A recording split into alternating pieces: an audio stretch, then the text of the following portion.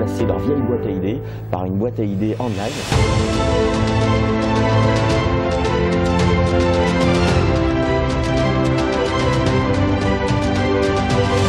Gaël, bonjour. Bonjour.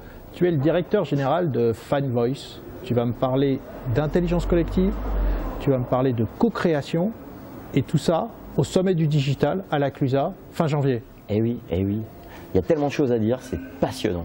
On va voir très vite qu'un certain nombre de marques ont décidé depuis quelques années de miser sur l'écoute client d'une nouvelle manière, à très grande échelle, pour améliorer leurs produits, innover beaucoup plus vite, tester des innovations, des nouveaux concepts et gagner du temps et de l'argent.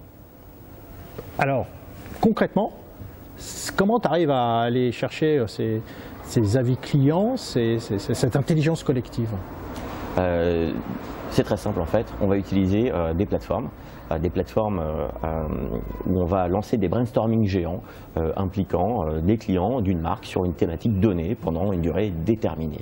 Beaucoup de marques ont lancé ça, hein. Le cas le plus emblématique c'est celui de Starbucks qui a décidé de se lancer dans cette démarche en continu toute l'année, hein, donc ils ont remplacé leur vieille boîte à idées par une boîte à idées online où des millions de clients de Starbucks vont pouvoir proposer des idées de nouveaux cafés, nouvelles recettes, nouveaux sandwichs, de nouveaux services qu'ils aimeraient avoir directement dans leur boutique, dans leur point de vente préféré.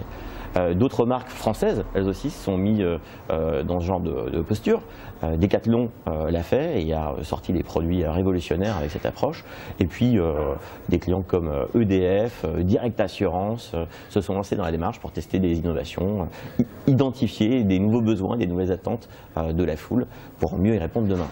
Mais comment tu fais pour analyser tout ça? Parce que ça en fait du verbatim à lire, à classer, à cataloguer, à taguer, et puis pour sortir l'idée ou les idées que tu vas mettre en place. Il y a plusieurs techniques qui vont permettre de catégoriser les feedbacks qu'on va récolter au cours de projets de co-création, de projets d'idéation ou de projets de bêta-test. Nous, on a choisi de miser notamment sur l'analyse sémantique.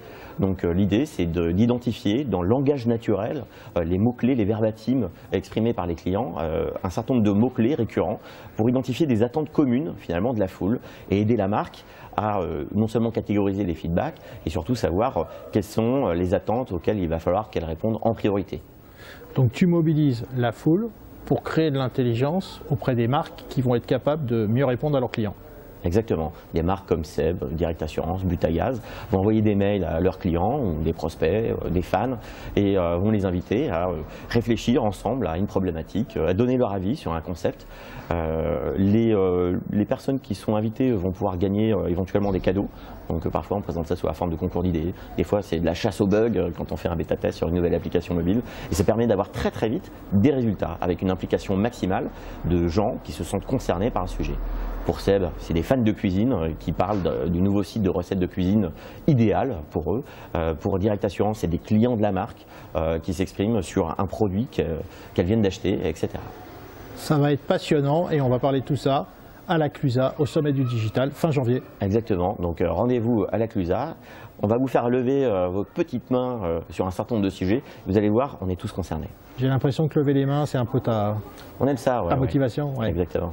À bientôt Gaël, merci beaucoup. Bye.